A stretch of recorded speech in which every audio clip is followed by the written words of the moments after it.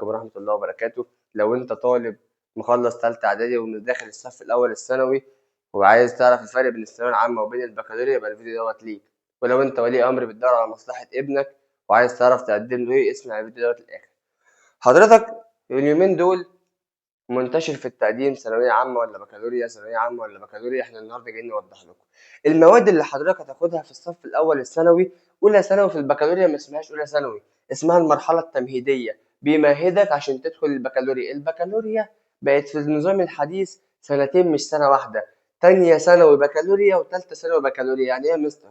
يعني تانية ثانوي شهادة داخلة في المجموع وتالتة ثانوي شهادة داخلة في المجموع. طب ايه المواد اللي هدرسها في أولى ثانوي اللي هي السنة التمهيدية؟ حضرتك عندك مواد اساسيه جوه المجموع زي ايه؟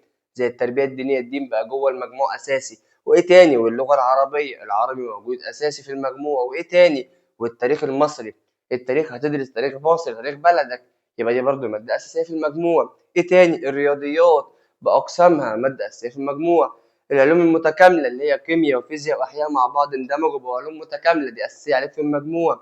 ايه تاني؟ الفلسفه والمنطق ماده اساسيه. اللغة الأجنبية الأولى اللي هي اللغة الإنجليزية. دول الثمان مواد، آسف السبع مواد اللي حضرتك هتدرسهم في السنة التمهيدية. وعندك مواد هتمتحن فيهم بس خارج المجموع، اللي هي اللغة الأجنبية الثانية اللي هي فرنساوي أو إيطالي أو ألماني اللي هي اللغة التانية. وهتدرس كمان برمجة وعلوم الحاسب اللي هو الحاسب الآلي.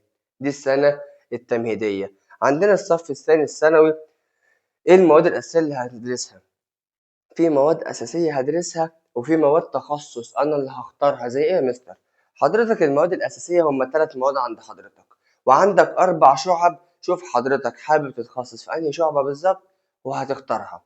طب إيه هما المواد الأساسية قبل ما نتكلم على الشعب؟ المواد الأساسية اللي كل الشعب هيدرسوها 3 مواد. أنهي؟ هي اللغة العربية عربي، والتاريخ، التاريخ أساسي في كل الشعب، واللغة الأجنبية الأولى اللي هي الإنجليزي، دول أساسي. وهتختار معاهم مادة كمان. يعني طالب تانية ثانوي بعد كده يبقى عنده 4 مواد بس. ايه هي المادة كمان؟ حسب الشعبة المواد التخصص. حضرتك عايز تتخصص في ايه؟ لو عايز تتخصص في الطب وعلوم الحياة، حضرتك هتختار مادة من 2، يا إما رياضيات يا إما فيزياء. لو عايز أدرس طب، يا هختار يا رياضية يا فيزياء مع ال3 مواد دول. لو عايز أدرس هندسة وعلوم حاسب، هختار يا كيمياء يا برمجة مع ال3 مواد دول. لو عايز أدرس أعمال، هختار يا محاسبة يا إدارة أعمال برضه مع ال3 مواد دول. ولو عايز أختار شعبة الآداب والفنون، هختار يا إما مادة علم النفس يا إما مادة اللغة الأجنبية الثانية اللي هي يا فرنساوي يا إيطالي يا ألماني برضه مع ال3 مواد دول. يعني في كل الحالات حضرتك عندك 4 مواد بس في سنة تانية ثانوي. نيجي لمواد الصف الثالث الثانوي. مواد الصف الثالث الثانوي عند حضرتك مادة أساسية هتدرسها في كل الشعب اللي أنت اخترتهم في تانية ثانوي، وعليهم كمان مادتين تخصص. إيه هي المادة الأساسية؟ التربية الدينية، الدين داخل في المجموع في تالتة ثانوي بكالوريا. ومواد التخصص لو حضرتك متخصص في تانية طب وعلوم حياة، هتدرس أحياء وكيمياء. لو حضرتك متخصص طب وعلوم حياة، هتدرس أحياء وكيمياء ودين، يعني عندك 3 مواد بس. لو حضرتك متخصص هندسة وعلوم الحساب، هتدرس رياضيات وفيزياء مع التربية الدينية، يعني برضه 3 مواد بس. لو حضرتك متخصص شعبة الأعمال، هتدرس اقتصاد ورياضيات برضه مع التربية الدينية اللي هم 3 مواد بس.